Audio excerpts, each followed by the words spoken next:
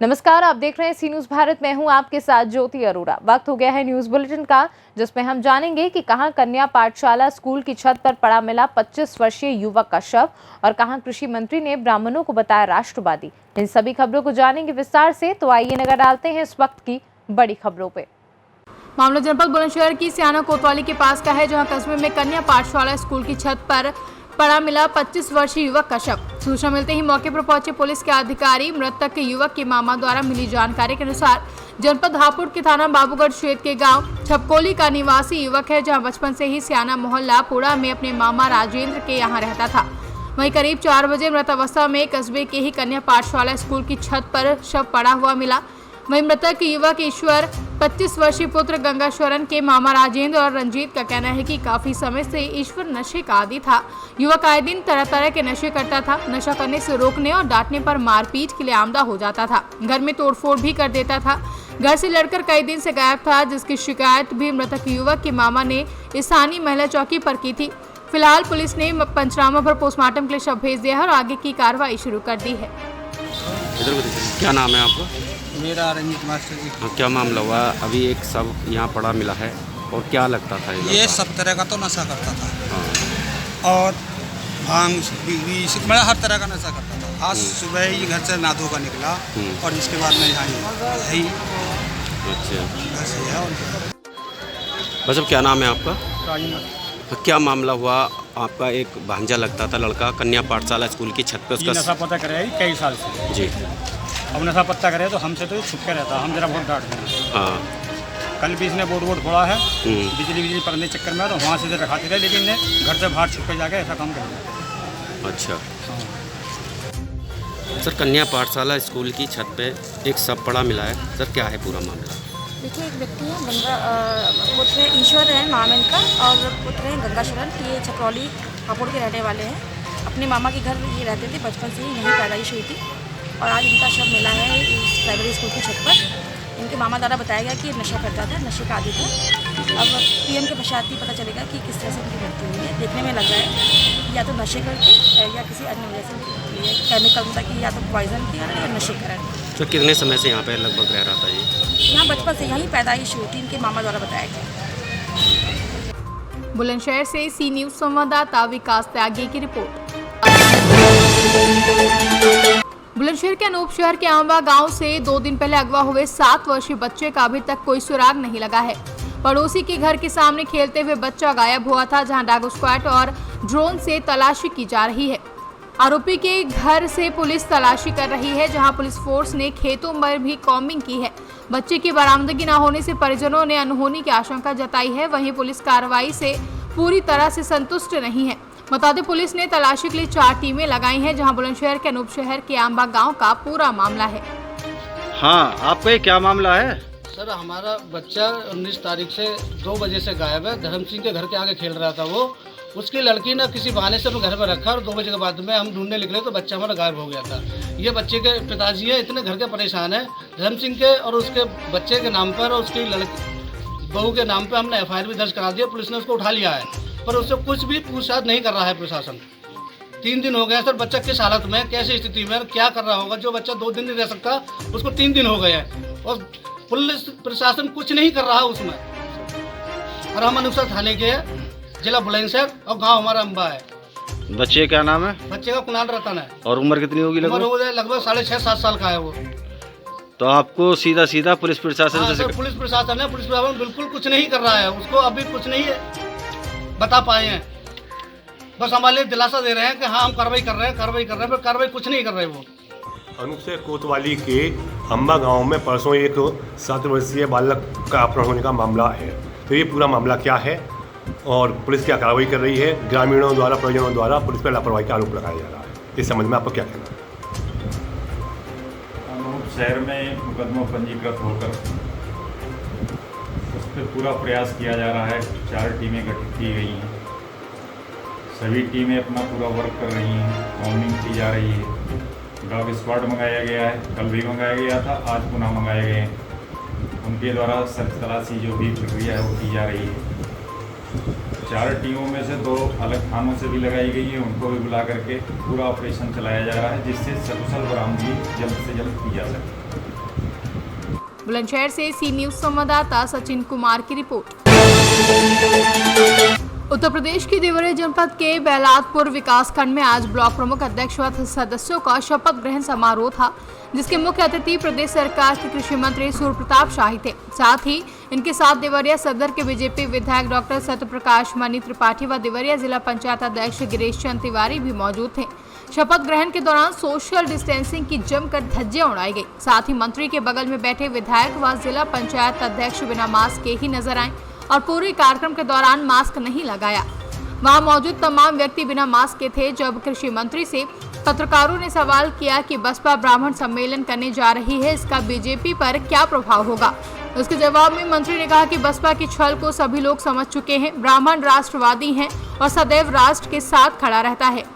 वहीं बिना मास्क लगाए बीजेपी पदाधिकारियों के सवाल पर कहा कि मेरा सभी से आग्रह है कि मास्क लगाएं। जिस तरीके से थर्ड वेरिएंट आगे आ रहा है, संक्रमण रोकने के लिए सभी का मास्क लगाना बेहद जरूरी है।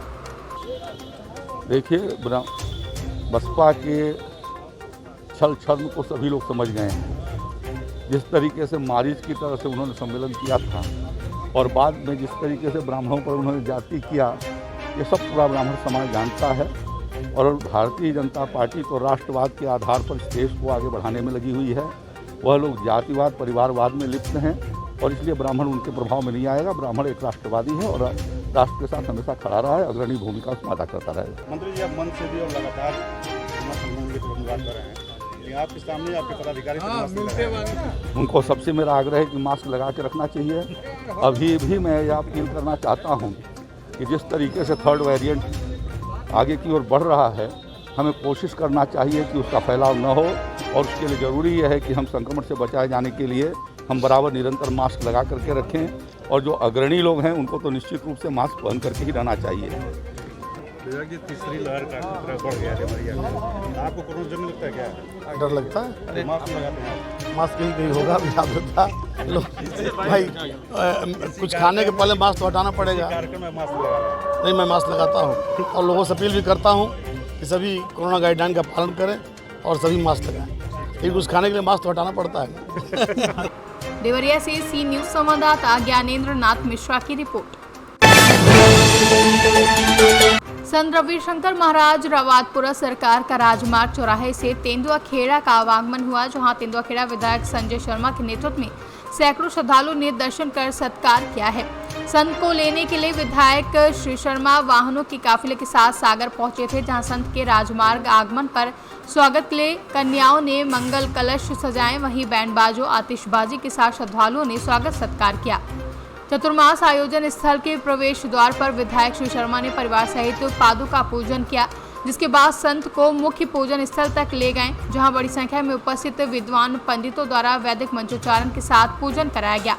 वहीं संवाददाता रमेश नेमा ने बताया कि आयोजन 20 सितंबर तक चलेगा। राजमार्ग स्थित वंशिका टावर विधायक कार्यालय परिसर में 20 जुलाई से 20 सितंबर तक रावतपुरा सरकार का चतुर्मास कार्यक्रम होगा। पूरे परिसर को एक धर्म नगरी के रूप में सजाया गया है, जहां आज महापूजन के उपरांत सुबह और शाम में वंदना के साथ साथ विधिक धार्मिक कार्यक्रम होंगे। क्षेत्रीय भजन मंडलियों द्वारा भजन आदि की प्रस्तुति की जाएगी, जहां बाहर से आने जाने वाले श्रद्धालुओं को रुकने और भोजन प्रसादी की विशेष व्यवस्था की गई है।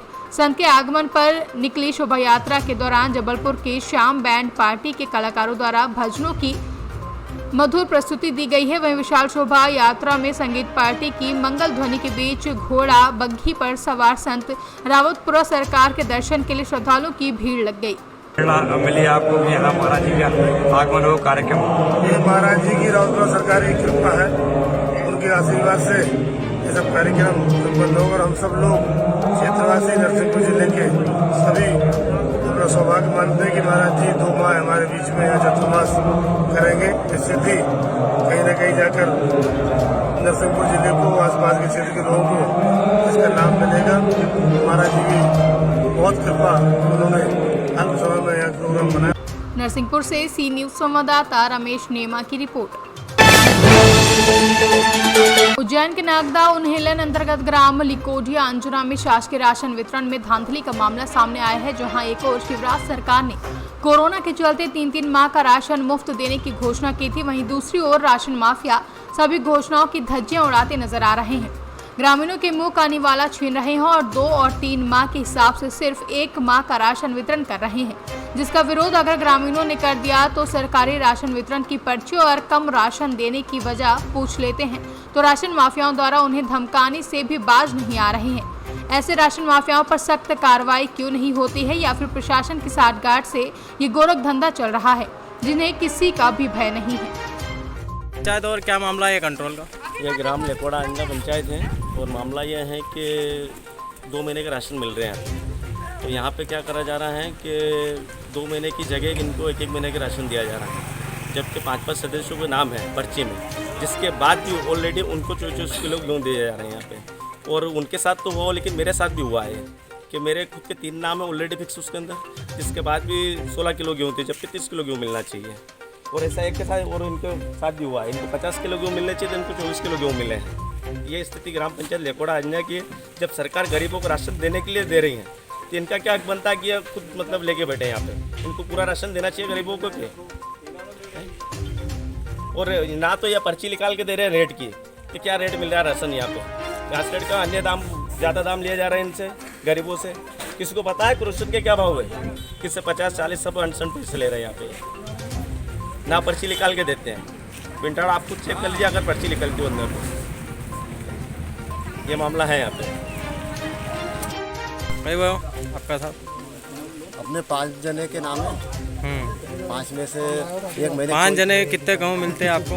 50 किलो मिलते हैं। हाँ, अभी इस महीने 24 किलो दी, 3 किलो चावल दी, 50 किलो तो 2 महीने के गेहूँ देने थे आपको? हाँ, 2 महीने के। कितने देने थे टोटल 2 गेहूँ? 50 किलो देने तो इनके द्वारा कितने दिए गए?